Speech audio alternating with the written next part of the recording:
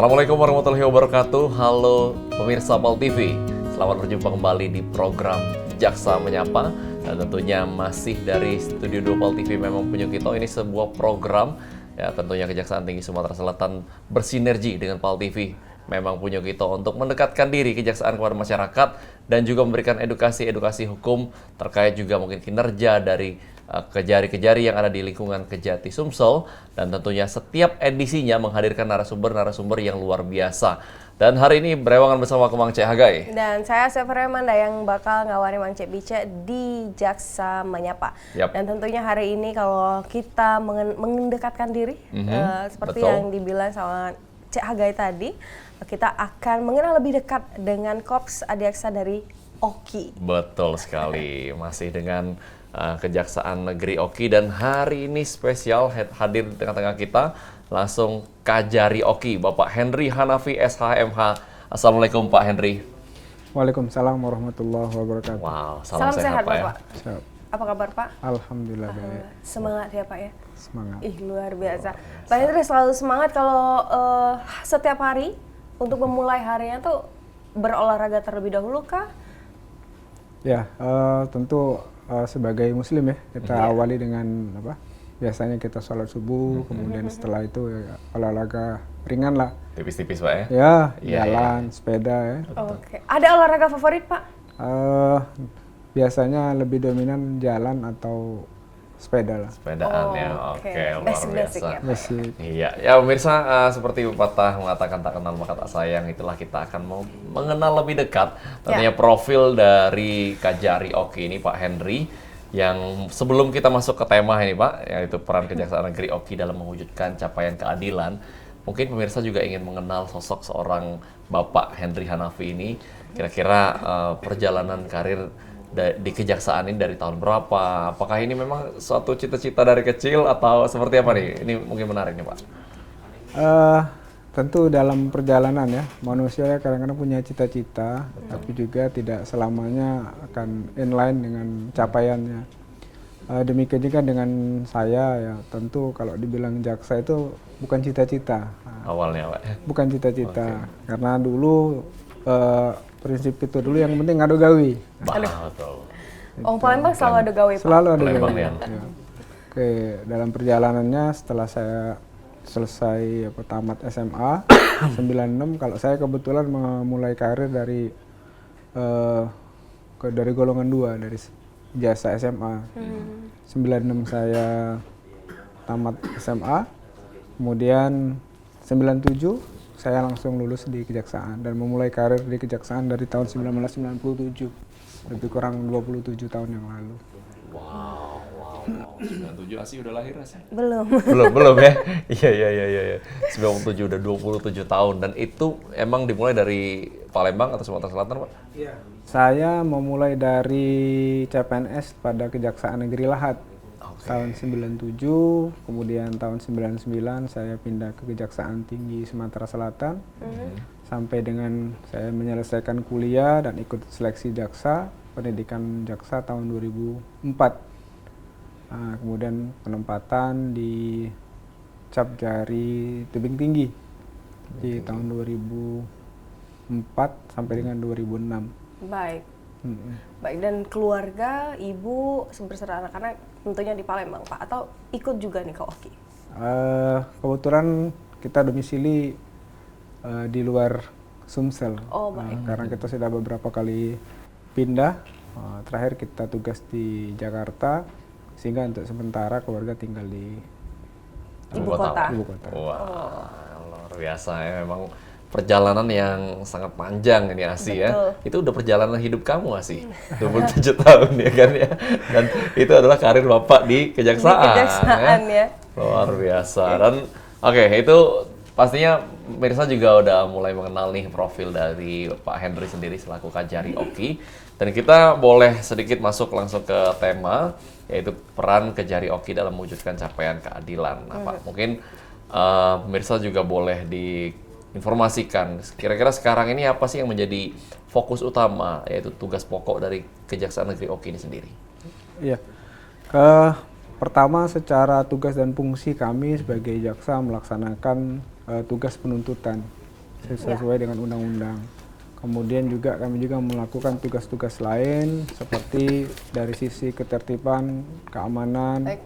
dan kemudian juga kami juga selaku penyidik tindak pidana korupsi dan bertindak sebagai jaksa pengacara negara. Baik, berarti memang ya fokusnya sesuai dengan SOP yang ada ya Pak ya dari Kejari ini sendiri. Nah, lalu gimana Bapak sebagai Kajari nih memastikan keadilan bagi masyarakat khususnya yang ada di wilayah hukum Oki ini sendiri? Ya. Kami bersyukur bahwa paradigma kami dengan pimpinan kami Pak Jaksa Agung Burhanuddin bahwa penegakan hukum itu tidak hanya mengejar legalistik ya, tapi Ya. bagaimana hukum itu, keadilan itu bisa dirasakan manfaatnya oleh masyarakat. Jadi kami bukan hanya melakukan kepastian hukum, penegakan hukum juga, tapi juga yang tidak kalah penting adalah bagaimana hati nurani kami dapat menyentuh kepada masyarakat dalam memberikan rasa adilnya itu. Nah itu misalnya terkait dengan perkara-perkara yang memenuhi persyaratan tertentu dapat kami selesaikan tanpa harus melalui proses peradilan, melalui mekanisme RJ atau Restoratif Justice. Oke, apalagi di Oku ini ada rumah RJ ya Pak ya? Di Oki ya. Iya di Oki, Oki, ya. di Oki ini ada rumah RJ. Pak kalau ngomongin tentang RJ, tentunya mohon izin Bapak Hendra sendiri selaku Kajari Oki ini sudah berapa lama ya? Saya untuk di Kayu Agung ya, di Kabupaten Oki lebih kurang 3 bulan. Oh, 3 bulan. Ya. Nah, sepanjang tahun 2023 pasti sudah mengkaji, Pak. Ya. Mengkaji case-case yang sudah terselesaikan, baik ini dalam proses juga ataupun mungkin masih dalam penyelidikan dan lain-lain. Nah, sepanjang 2023 dengan adanya Rumah Restoratif Justice, seberapa efisien di Kabupaten Oki sendiri? Ya, jadi pertama ternyata hukum itu tidak harus berakhir dengan pemidanaan ya. Ya. Jadi stigma itu yang harus dipegang oleh masyarakat bahwa dan sebetulnya kalau kita tarik ke belakang para leluhur kita, nenek moyang kita, adat istiadat juga kan mengedepankan kan penyelesaian hukum itu tidak harus sampai ke persidangan, ke pengadilan melalui misalnya tepung tawar, melalui perdamaian seperti itu, melalui jalur kekeluargaan yang ternyata tidak kalah efektif dalam mewujudkan rasa adil. Gitu. Ketika misalnya kita contohkan perkara lalu lintas, misalnya anak yang bonceng ibu, ketika di jalan jatuh, ibunya luka atau meninggal, apakah si pelaku juga harus mendapatkan hukuman? Kalau menurut hukum iya, akibat kelalaiannya mengakibatkan orang lain luka atau meninggal. Tapi apakah adil? Ya kan? Sudahlah orang tuanya meninggal, dia juga harus dihukum. Ya kalau nggak punya keluarga yang lain. Kalau punya anak kecil, siapa yang mau ngasih makan anaknya? Betul.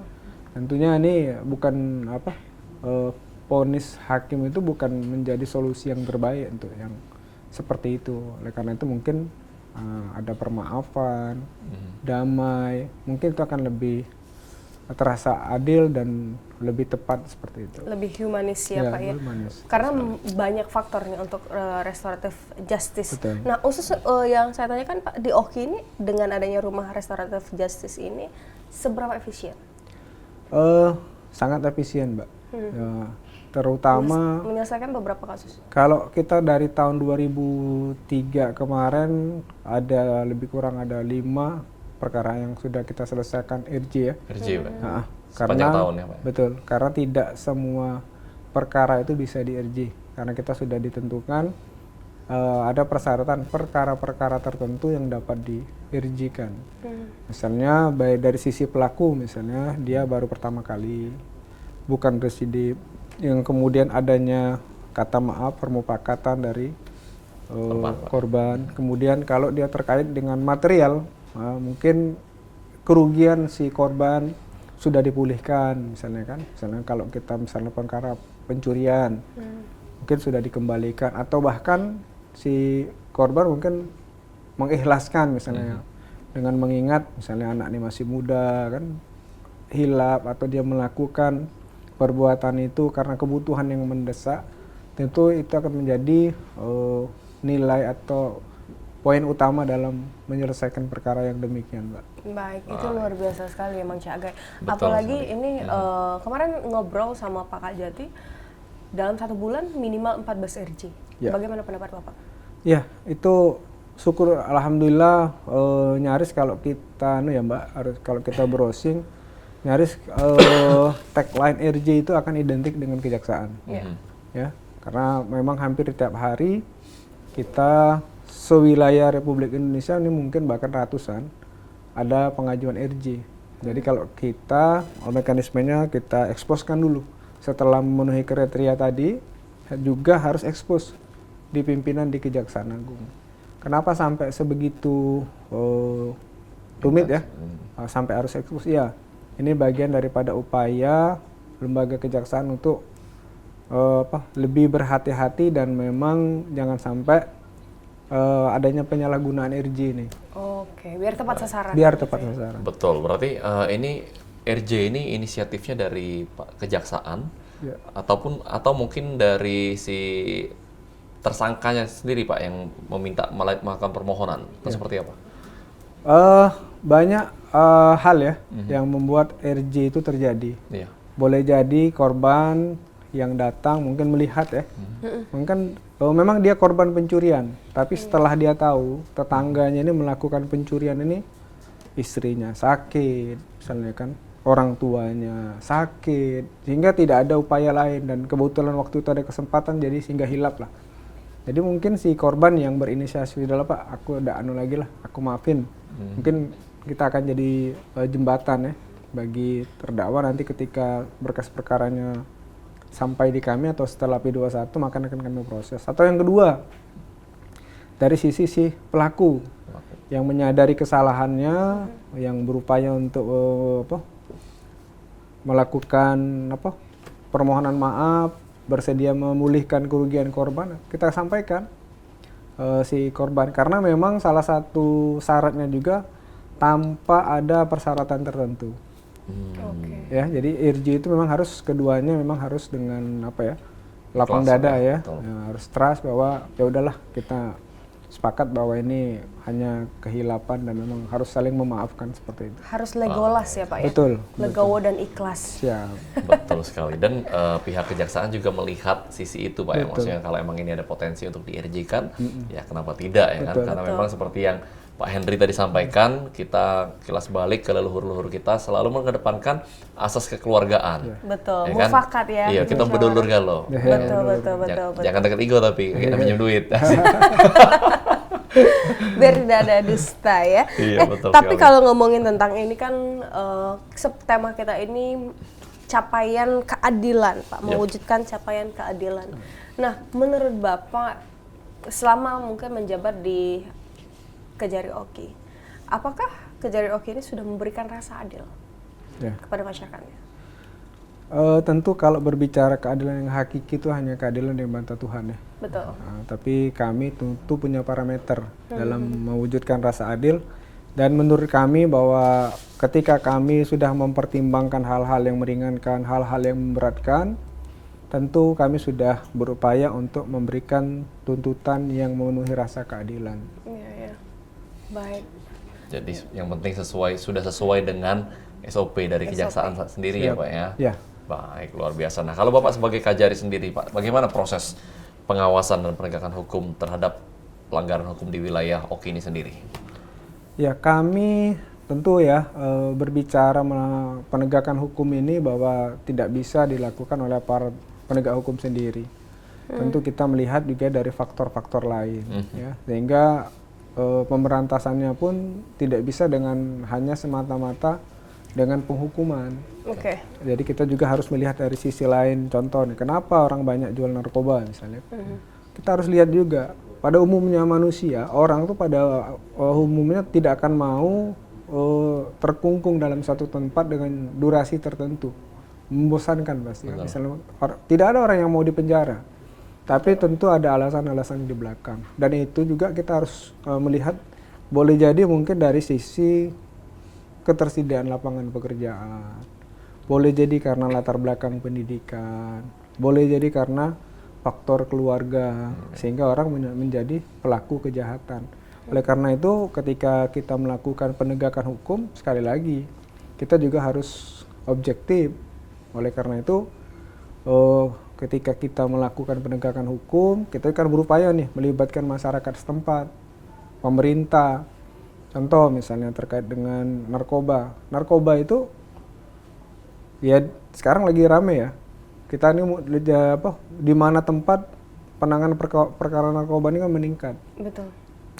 Mungkin kita tidak bisa sampai ke pangkalnya karena kita kan jalur distribusinya saja kan. Tapi kita akan berusaha meningkatkan pemahaman masyarakat terhadap bahaya, dampak penyalahgunaan narkoba. Karena itu akan berimplikasi kepada ekonomi, keluarga, masa depan. Nah, kalau kita mampu memberikan pemahaman yang demikian, pasti mereka dikasih pun nggak akan mau.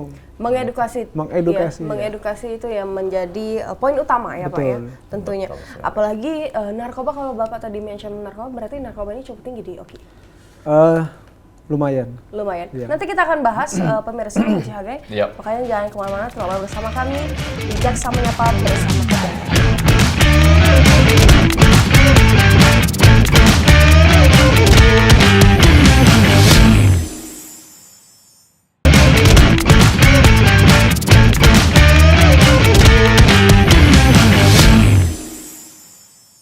Ya, terima kasih pemirsa, Anda masih menyaksikan Jaksa Menyapa edisi hari ini bersama dengan Kajari Ogan Komering Ilir.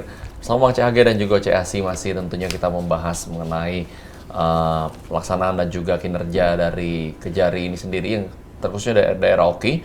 Dan kita lanjut lagi ngobrol dengan Pak Kajari, Pak Henry. Nah, tadi kan kita sempat singgung masalah edukasi nih Pak, tentang bahaya narkoba dan lain-lain. Nah, ini kan salah satu langkah yang diambil juga untuk melakukan pencegahan. Nah, langkah-langkah lain, langkah apa saja nih kira-kira yang sudah diambil oleh Kajari Oki untuk mencegah tindak pidana di wilayah ini? Ya, tadi saya sampaikan bahwa tentu kita berupaya mengatasi masalah itu dari sumber masalah. Dari data yang kita miliki bahwa sebagian pelaku kejahatan itu masih berusia muda, usia remaja dan sekolah ya. Oleh karena itu kami dalam beberapa waktu ini konsentrasi kami adalah mengenalkan kembali, mengingatkan kembali anak-anak remaja khususnya yang usia sekolah akan dampak buruk penggunaan narkoba. Jadi kami melakukan penyuluhan hukum itu di sekolah-sekolah. Dengan harapan bahwa mereka sejak dari sekarang mereka sudah kita bekali bahwa mengedukasi bahwa ini loh dampak buruk penyalahgunaan narkoba, baik sebagai pelaku, pengguna, ya, semuanya akan berakibat hukum seperti itu. Betul, dengan program Jaksa Masuk Sekolah. Betul, Jaksa Masuk Sekolah dan bahkan kita juga akan melakukan juga Jaksa Masuk Pesantren. Wow, Jaksa Masuk terbaru Pesantren. Nih, Pak, ya? Karena di pesantren juga tidak kalah punya ini ya Pak ya, punya kelompok tersendiri ya Pak ya untuk melakukan hal-hal yang tidak diinginkan ya. Ya, jadi pertama kita juga berharap ya bahwa peran ulama itu tidak hanya sebagai selama ini kita pengen juga mereka juga mempunyai pemahaman terhadap penyalahgunaan narkoba. Jadi ketika mereka menjadi dai, menjadi ustadz, juga menjadi agen-agen bagi kita dalam pencegahan kekerasan, bahwa tidak boleh lagi ada kekerasan di lingkungan sekolah, di lingkungan tempat tinggal, tidak boleh lagi ada kejahatan narkoba, tidak boleh juga ada korupsi. Jadi dengan kita masuk ke dunia tadi ya, dunia pendidikan melalui sekolah maupun ke pesantren, jadi ke depan mereka akan sejak dini sudah memiliki pemahaman terhadap bahaya narkoba, kekerasan baik fisik maupun seksual, dan juga terkait dengan agenda pemberantasan korupsi. Betul. Nah, kalau ngomongin tadi narkoba Pak, tadi sempat disinggung tentang narkoba di Oki ini cukup tinggi, apalagi Oki ini adalah daerah perairan Pak. Ya, dan tentunya pasti peredaran narkoba itu akan lebih mudah. Ya. Nah, itu bagaimana Pak? Apa Pak yang sudah dilakukan atau mungkin sudah membentuk tim khusus nih untuk memberantas, dan juga mungkin sedikit demi sedikit kita akan tahu root-nya itu. Ya, tentu dalam penanganan perkara narkoba ini kan banyak lembaga yang harus dilibatkan. Ya. Pertama, kalau terkait dengan perairan, kita harus berkoordinasi juga dengan teman-teman kita yang di kepolisian, di Polairut, Angkatan Laut, Bea Cukai, dan juga BNN, BNNK. Kan. Tentu ini menjadi tugas kita bersama. Kami menyadari karena adanya kewenangan-kewenangan yang terbatas ya untuk kami sampai harus ke semua lini. Oleh karena itu sekali lagi, apalagi sekarang kan sebagai ASN kan kita harus melaksanakan yang namanya ASN berakhlak. Salah satunya yang yang terakhir itu adalah kolaborasi. Kolaborasi. Ya. Emang ini era kolaborasi ini Betul. benar ya Pak ya. Nah bicara mengenai kolaborasi ini seperti apa Pak? Selain dari mungkin penanganan kasus-kasus narkoba tadi, mungkin dengan instansi-instansi aparat penegak hukum lainnya seperti kepolisian dan lain-lain, seperti apa udah kolaborasinya selama ini dengan kejaksaan di Oki? Ya, kami rutin melakukan pertemuan baik formal maupun informal dengan membuka ruang misalnya dengan hal yang sangat sederhana kita ngopi bareng kan, dengan tidak harus di tempat-tempat yang rapat sehingga kita dengan forum yang lebih santai sehingga kita akan lebih cair seperti itu kan. Kita melibatkan juga penegak hukum lain seperti hakim dalam diskusi kita kan. Tujuannya bahwa kita akan saling memahami bahwa kita berhadapan dengan kejahatan yang menjadi musuh kita bersama seperti itu.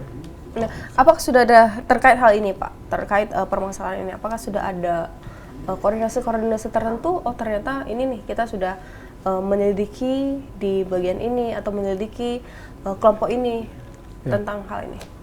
Tentu itu sudah kami lakukan terkait dengan strategi yang demikian itu Mbak ya. Karena itu tadi kami sering melakukan kolaborasi dan pertemuan-pertemuan bersama sehingga kita seringkali kita sharing lah. Misalnya ternyata fakta-fakta yang terungkap di persidangan, ternyata ini mungkin waktu di pemeriksaan tidak muncul nama si A, si B, si C kan. Maka kita akan sampaikan ke teman-teman penyidik untuk bahwa ketika memang terpenuhi alat bukti, lakukan penyidikan dan kita berharap penegakannya secara paripurna. Baik. Ngobrol dengan Kajari Oki ini tidak akan lepas dengan kasus yang lagi hits beberapa hari yang lalu nih Pak. Penggeledahan perangkat desa. Betul. Yang dengan kerugian negara sebesar 9,6 miliar. Nah, itu pandangan Bapak seperti apa dengan kasus korupsi ini? Apakah ini memang salah satu langkah untuk menangani kasus korupsi atau bisa ini membuka mata dari kejaksaan untuk bisa juga menyelidiki di desa-desa lain? Karena kita tahu di Oki ada 314 desa ya Pak ya? Seperti apa Pak? Ya, ini kami bersyukur ya dengan dukungan masyarakat. Kami mendapatkan laporan adanya penyimpangan penggunaan aset desa ya. Hingga bagi kami ini menjadi kejutan ya.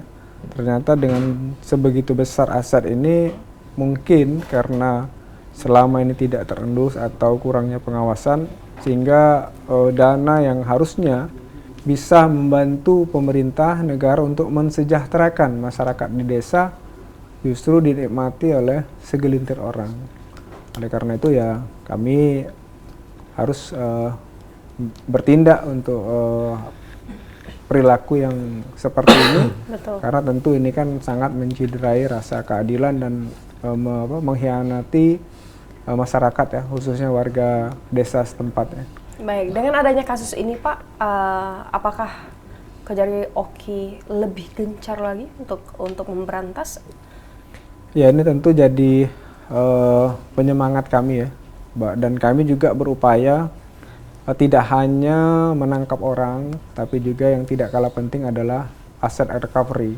Jadi yang kami lakukan dengan melakukan penggeledahan, kami lakukan penyitaan, itu merupakan ikrar kami bahwa kami serius dan kami akan bukan hanya orangnya yang sudah kami tahan, tapi juga aset-asetnya terus akan kami endus.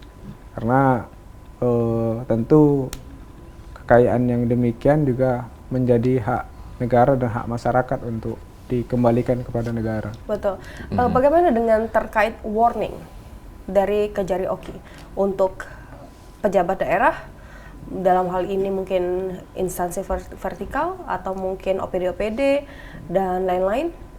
Ya, kami punya beberapa mekanisme dalam melakukan mengingatkan, antisipasi, istilah preventionnya ya, terkait dengan kejahatan korupsi ini, bahwa kami kalau di awal kami kan punya jalur yang namanya Datun. Kami punya tangan yang namanya pendampingan proyek strategis. Nah, pada saat ini dilakukan, kami sudah mengingatkan bahwa bagaimanapun pelaksanaannya harus memenuhi ketentuan yang ada di dalam kontrak. Harus tepat mutu, harus tepat waktu, dan harus tepat guna. Kalau ini kita lakukan, kontrol masyarakat, kontrol kita untuk mendapatkan haknya, bagaimana mutu pekerjaannya bagus, tentu ini akan mengurangi celah-celah korupsinya, seperti itu, Mbak. Oke, berarti dikasih peringatan-peringatan juga lah ini ya. Ini ketika ditangkap ataupun penggeledahan 9,6 M ini juga tentunya warning bagi desa-desa lain, bagi mungkin pejabat-pejabat lain yang ada di lingkungan Oki, tentunya Kejari tidak main-main ini ya, maksudnya tegas dalam pemberantasan korupsi ini. Nah, Pak Henry, kita bicara mengenai SDM yang ada di wilayah Kejari Oki. Seperti apa tindakan atau upaya peningkatan kualitas SDM di bawah kepemimpinan Bapak? Ya, tentu kinerja itu akan berbanding lurus dengan kebutuhan SDM ya. Jadi kompetensi itu menjadi syarat utama dalam mendukung kinerja. Kami terkait dengan peningkatan kompetensi juga sering melakukan pendidikan, pelatihan, dan juga melibatkan, kalau dalam bekerja kami selalu sharing, Mbak, tandem. Jadi untuk adik-adik kami jaksa-jaksa yang masih junior, kami libatkan dalam penanganan perkara dengan jaksa-jaksa senior, dengan para kasihnya. Ya, tentu ini akan menjadi experience ya, karena ternyata tidak selamanya teori itu tanpa pengalaman itu tidak akan paripurna. Jadi dengan ikut terjun langsung, kita bisa melakukan review plus minusnya apa yang sudah kita lakukan, kekurangan, keberhasilan, tentu akan menjadi catatan tersendiri ya. Oleh karena itu juga evaluasi kami ketika memang kita menemukan gap antara kebutuhan dengan kemampuan, maka kita mendorong adanya pendidikan dan pelatihan bagi SDM kami. Dan sekarang misalnya kami dalam waktu dekat ini kan, kita kan zaman IT ya. Betul. Bagaimana kita menilai alat bukti dari sisi IT, bagaimana kita menilai dari sisi hukumnya. Nah, dalam waktu dekat kami juga ada beberapa jaksa kami yang akan mengikuti pendidikan pelatihan terkait dengan digital forensik, digital evidence, sehingga ya ke depan mudah-mudahan kita tidak ketinggalan dengan perkembangan zaman. Betul. Itu rutin Pak ya, setiap pelatihan. Ya, mengikuti inovasi teknologi betul. Pak ya. Nah, ketika ada perkara-perkara lingkungan hidup, kita ikutkan seperti itu. Baik, nah Pak, kalau ngomongin tentang Kejari Oki, kemarin kita sudah menyelesaikan Pilpres dan juga Pileg, dan alhamdulillah aman, terkendali, dan juga lancar, kondusif. Ya. Nah, sebentar lagi kita akan menghadapi yang namanya Pilkada. Dan ini Pilkada ini akan lebih riuh, akan lebih ditunggu-tunggu oleh masyarakat di Oki itu sendiri. Itu bagaimana Pak persiapannya? Mungkin sudah ada strategi-strategi khusus untuk mengantisipasi hal-hal yang tidak diinginkan atau mungkin sengketa politik yang terjadi. Ya, tentu pengalaman 15 Februari yang lalu menjadi suplemen tersendiri bagi kita, bahwa kita siap dalam mengawal dan mengamankan Pilkada 2024 ya. Betul. Tentu beberapa catatan kekurangan, mungkin kan kesiapan atau dari berbagai dari sisi Gakumdu ya, dari sisi kami sendiri, tentu ini akan menjadi motivasi dan memberikan pengalaman tersendiri bagi kami Sehingga kami yakin di 2000 Oktober nanti ketika pilkada, insya Allah kita bisa melakukan beberapa strategi sehingga pilkada tetap dapat berjalan aman, ya, tertib dan lancar. Jauh lebih siap ya ketika Insya pilkada Allah. karena udah pengalaman di Pilpres dan Pileg kemarin. Betul. Baik, kita akan ngobrol lebih lanjut dengan Pak Kajari. Jadi cek, yang mana tetap mulai di Jaksa.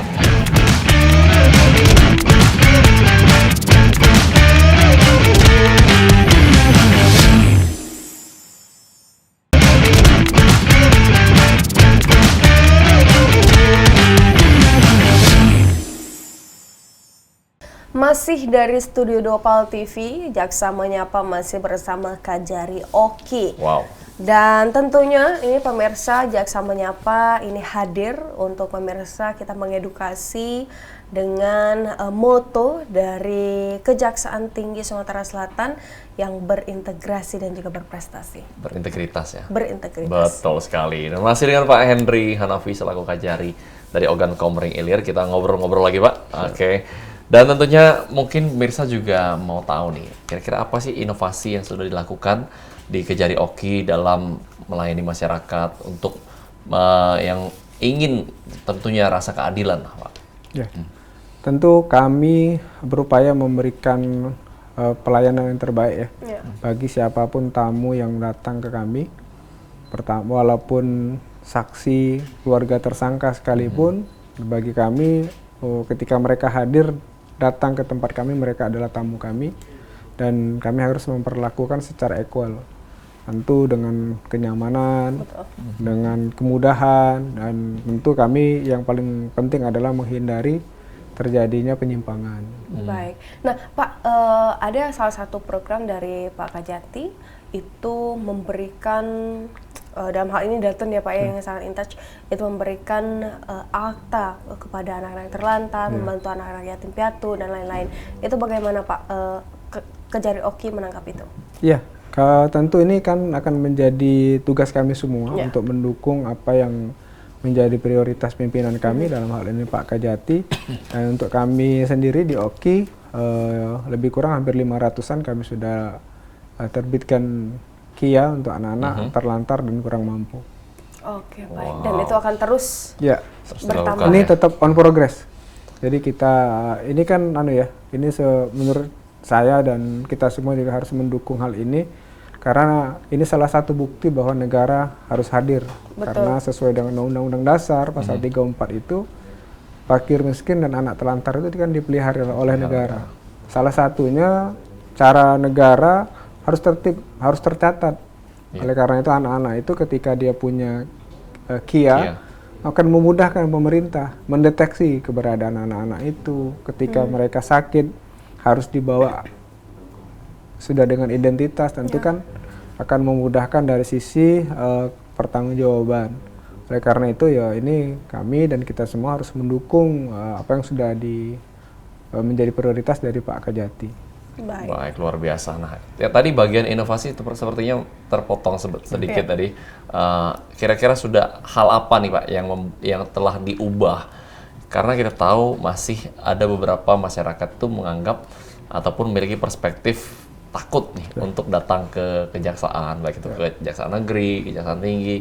Nah, dari Bapak kira-kira sudah ada langkah-langkah apa untuk membuat itu stigma itu perlahan mulai hilang? Ya.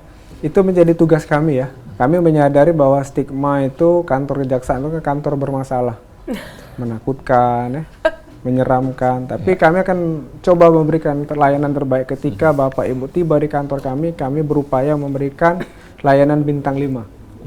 Sehingga orang yang datang itu merasa nyaman. Karena biarkan masalah itu urusannya pribadi, tapi memberikan rasa nyaman, tertib, itu menjadi haknya semua orang yang ada di lingkungan Kejaksaan Negeri Oki. Nah, salah satu yang kami lakukan ya untuk masyarakat misalnya terkait dengan barang bukti. Kami siapkan yang namanya gadis manja. Oh iya, gadis manja. Jadi gadis manja kami ini siap melayani para user kami. Jadi gadis manja kami ini akronim dari pengantaran barang bukti gratis, tunggu di rumah saja. Wow. Jadi setelah barang bukti itu dinyatakan inkrah, dikembalikan kepada pihak yang berhak, maka kami akan mengembalikan barang bukti itu di rumah. Sampai rumah Pak ya, Sampai diantarin ya? rumah. Luar biasa. Yang kedua untuk pengantarannya sendiri gratis, dan berikutnya kami juga akan melakukan skala prioritas. Jadi ketika harusnya menunggu orang datang, untuk perkara-perkara tertentu kami yang langsung begitu dia inkrah tanpa diminta, kami akan menghubungi si pemilik. Misalnya ada perkara adik-adik kita yang kehilangan handphone. Tentu untuk saat ini kan handphone menjadi kebutuhan ya. Betul. Untuk sekolah, untuk daring, untuk e-learning segala macam. Tentu ini kan menjadi kebutuhan yang mendesak, kami segera akan kembalikan. Mungkin yang bersangkutan belum ngomong, kami akan hubungi. Kemudian misalnya kendaraan nih, kan ada saudara-saudara kita, misalnya korban begal, motornya hilang, sementara dia tukang ojek. Betul. Kan tentu kalau menunggu terlalu lama, kasihan kan, mereka butuh nafkah ya, butuh pekerjaan. Ini akan menjadi prioritas kami untuk segera kami kembalikan, seperti itu. Melalui Gadis Manja. Gadis Manja ya. Ini yang salah satunya sejalan korelasinya itu memberikan rasa adil Betul. kepada seluruh masyarakat di Oki terutama ya Pak ya. Baik, ini luar biasa sekali. Nah Pak, kalau untuk sepanjang tahun 2023 kalau kita boleh refleksi ya Pak ya, kinerja Kabupaten Oki di Kejari Kabupaten Oki ini cukup memuaskankah? Dan juga kita harapkan di 2024 ini pasti mempunyai target-target tertentu. Ya. Nah di triwulan pertama ini bagaimana Pak Bapak melihatnya? Ya alhamdulillah di 2023 capaian kinerja Oki alhamdulillah bagus Mbak, sangat bagus. Dari sisi realisasi anggaran, penanganan perkara, 2 penuntutan kami ada 5. Dan ini di trimester pertama nih sudah mulai running lagi. Tentu ini akan menjadi kemudahan bagi kami untuk optimis bahwa kami akan lebih baik dari 2024. Dari 2023? 2023. Luar biasa. Di 2024 akankah ada target? Harus, karena sesuai dengan setiap pemerintah kan namanya kan ada RKP ya. Betul. Rencana Kerja Pemerintahan, dan kami juga harus punya target sesuai dengan SKP kan, sasaran kinerja pegawai. Oke, luar biasa. Nah, kalau Bapak sendiri nih Pak Henry sebagai Kajari, gimana caranya mengawasi jaksa-jaksa yang ada di wilayah Oki ini sendiri Pak? Ya, kami saat ini berupaya untuk meminimalisir hal-hal yang tidak kami inginkan ya. Baik dari sisi kenyamanan tadi ya. Kenyamanan itu orang datang, berada di tempat kami, maupun keamanan. Aman bagi kami dari ancaman pihak tertentu, karena kerja kami juga yang kerja berisiko. Betul. Kita melakukan pemeriksaan korupsi, mungkin tidak semua orang nyaman ya. Betul. Melakukan Penuntutan yang tinggi juga belum tentu orang tidak semuanya nyaman ya. Tentu akan menimbulkan potensi-potensi kerawanan. Oleh karena itu kami saat ini telah menyiapkan ketika tamu yang kami undang, yang kami panggil maupun yang datang ke kami, pertama kami tempatkan di tempat tertentu yang bisa diawasi melalui CCTV, dan juga kami tidak memperkenankan adanya pihak-pihak tertentu yang masuk sampai dengan ke ruang kerja atau terlalu dalam. Jadi kami tempatkan di area-area publik yang sama-sama bisa diawasi. Dan aman juga ya Pak ya? Dan aman. Oke. Nah Pak, kalau ngomongin tentang Kejari Oki ini Pak, untuk kalau misalnya kita mau melaporkan kejadian ada hal-hal yang tidak kita inginkan, tapi masyarakat ini takut karena takut ketahuan identitasnya dan lain-lain. Apakah Kejari Oki ini ada sesuatu atau ada programnya untuk memfasilitasi itu? Ya, kita kan ada Silapor ya Mbak. Ya. Se-Indonesia ini ada Silapor, dan juga kita juga punya call center. Dan kalaupun lewat dari situ, mungkin masyarakat ada yang tidak menguasai IT, tentu kita tetap menerima juga laporan dalam bentuk fisik. Tentu yang paling penting bagi kita, laporan tersebut juga harus disertai bukti ya, bukti awal bahwa sesuai dengan PP 45 itu kan peran serta masyarakat itu salah satunya ya harus ada identitas. Terkait dengan identitas kan ada pilihan, harus dirahasiakan. Iya. Tapi isinya, terus buktinya, ini juga menjadi salah satu parameter kami untuk menindaklanjuti laporan. Karena jangan sampai nanti hanya cerita bohong atau fitnah. Betul. Tentu juga tidak baik kan bagi pihak yang lain. Setuju Pak. Nah Bapak, ini sebagai Kajari nih, orang nomor 1 di Kejaksaan Negeri Oki. Apa sih tantangan terbesar dalam memimpin satu kabupaten Pak? Ya tentu yang paling tantangannya kita kan berada di di dunia maya ya, di mana sorot kamera pengawasan begitu banyak ya. Tentu ini akan menjadi tugas saya bagaimana memastikan bahwa tidak ada penyimpangan di lingkungan kami di Kejaksaan Negeri Oki. Sejauh ini Pak kalau Kajari Oki atau mungkin dari staf-staf Bapak, rekan-rekan Bapak yang lain, teman-teman, ada nggak sih Pak sudah menerima ancaman, menerima tendensius, apalagi di 2024 ini adalah tahun yang cukup panas? Alhamdulillah itu tidak ada Mbak, karena kami berupaya dan saya selalu menekankan kepada anggota saya bahwa dalam bekerja, pertama jangan sampai kita menginjak harga dan martabat diri tersangka, terdakwa atau keluarganya. Itu harus dibedakan antara perilaku jahat dengan hakikat dan martabatnya. Perlakukan dia sebagai manusia, tetapi SOP tetap jalan. Betul. Ketika harus disidang dengan borgol, ya borgol aja. Tapi jangan sampai kita mengeluarkan kata-kata kotor, atau menghardik, atau melakukan kekerasan seperti itu. Dan alhamdulillah sampai sekarang proses kerja kami tetap berjalan lancar dan aman. Baik, itu yang kita harapkan ya. Betul Tidak adanya tendensius. Ya. Tapi mungkin ada cawe-cawe? Tidak. Apakah ada Pak? Nggak ada. Nggak ada Nggak ya. ada ya. Sampai sekarang aman lah Pak ya Aman. pokoknya ya. Aman. Dan dipastikan juga selama setiap mungkin staf-staf Bapak yang ada di bawah kepemimpinan Bapak, selama melakukan SOP, pasti Bapak sebagai Kajari juga pastinya mendukung ya. Siap. Betul sekali. Nah Betul. mungkin pesan-pesan ataupun himbauan nih Pak kepada tim Bapak di Oki ataupun kepada masyarakat juga yang sedang menonton boleh. Ya, jadi kami ucapkan terima kasih sebagai bagian daripada penegak hukum. Kami mengajak masyarakat semua, khususnya yang berada di wilayah Kabupaten Oki, kami akan bekerja secara profesional dan kami senantiasa akan memberikan apresiasi atas dukungan Bapak, Ibu, dan adik sanak dan dulur-dulur. Kalau memang ada laporan tindak pidana korupsi, sepanjang memang terpenuhi alat bukti, insya Allah kami akan tindak lanjuti. Dan terakhir, awas, narkoba ada di mana-mana. Ya, oleh karena itu kita awasi lingkungan kita dan hindari baik sebagai pelaku maupun sebagai pengguna narkoba, karena itu akan berdampak kepada hukum dan masa depan tentunya bagi si pelaku. Baik, ini luar biasa. Luar Awas, biasa. narkoba ada di mana-mana. Cinderella sudah mulai keluar ya Pak. Iya. Ya, Cinderella.